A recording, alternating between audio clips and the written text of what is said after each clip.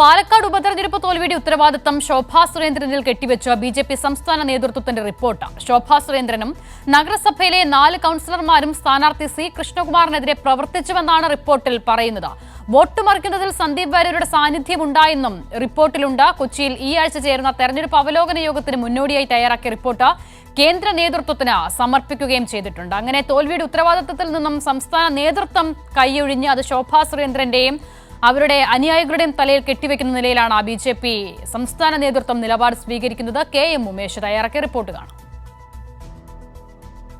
പാലക്കാട് ഉപതെരഞ്ഞെടുപ്പിൽ ബിജെപിക്കുണ്ടായ വലിയ തോൽവിയുടെ പശ്ചാത്തലത്തിൽ കെ സുരേന്ദ്രനെതിരെ പാർട്ടിയിൽ പടയൊരുക്കം ശക്തമാകുന്ന പശ്ചാത്തലത്തിലാണ് ഈ തോൽവിയുടെ ഉത്തരവാദിത്തം മുഴുവൻ ശോഭാ സുരേന്ദ്രൻ്റെ തലയിൽ കെട്ടിവെച്ചുകൊണ്ടുള്ള ഒരു റിപ്പോർട്ട് ബിജെപി സംസ്ഥാന നേതൃത്വം കേന്ദ്ര നേതൃത്വത്തിന് സമർപ്പിച്ചിരിക്കുന്നത്. ഇതിൽ പ്രധാനമായും പറയുന്നത് ശോഭാ സുരേന്ദ്രനും പാലക്കാട് നഗരസഭയിലെ 4 കൗൺസിലർമാരും അവിടുത്തെ സ്ഥാനാർത്ഥിക്കെതിരെ ബിജെപി സ്ഥാനാർത്ഥിക്കെതിരെ പ്രവർത്തിച്ചു എന്നുള്ളതാണ്. ഇതിൽ നഗരസഭാ കൗൺസിലറുടെ പേരടക്കം എടുത്തു പറയുന്നുണ്ട്. ശോഭാ സുരേന്ദ്രനും കൗൺസിലർ സ്മിതേഷും ആണ് സ്ഥാനാർത്ഥിക്കെതിരെ പ്രവർത്തിച്ചത്. ഒപ്പം നഗരസഭയിൽ പ്രവർത്തനം മന്ദീഭവിപ്പിക്കാൻ ഇവർ ശ്രമിച്ചു.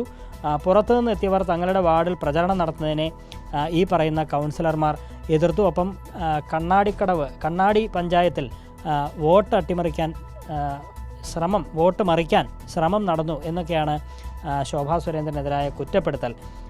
ഒപ്പം ഈ വോട്ട് മറിക്കുന്നതിൽ സന്ദീപ് വാര്യരുടെ സ്വാധീനം ഉണ്ടായിട്ടുണ്ട് എന്നും ഈ റിപ്പോർട്ടിൽ പറയുന്നുണ്ട്. ഇതുകൂടാതെ പാലക്കാട്ടെ മറ്റൊരു മുതിർന്ന നേതാവായ BJP നേതാവായ N ശിവരാജനെതിരെയും ഈ റിപ്പോർട്ടിൽ പരാമർശമുണ്ട്. അദ്ദേഹത്തിൻ്റെ പരസ്യ പ്രസ്താവനയടക്കം ദോഷം ചെയ്തു എന്നുള്ളതാണ് ഈ റിപ്പോർട്ടിൽ പറയുന്നത്. എന്നാൽ ഇതേക്കുറിച്ച് സംസ്ഥാന പ്രസിഡന്റ് കെ സുരേന്ദ്രൻ പ്രതികരിക്കാൻ തയ്യാറായില്ല എന്നുള്ളതാണ്. അദ്ദേഹം ഇതെല്ലാം കള്ളവാർത്തയാണ് എന്ന് പറഞ്ഞ് ഒഴിയുകയായിരുന്നു.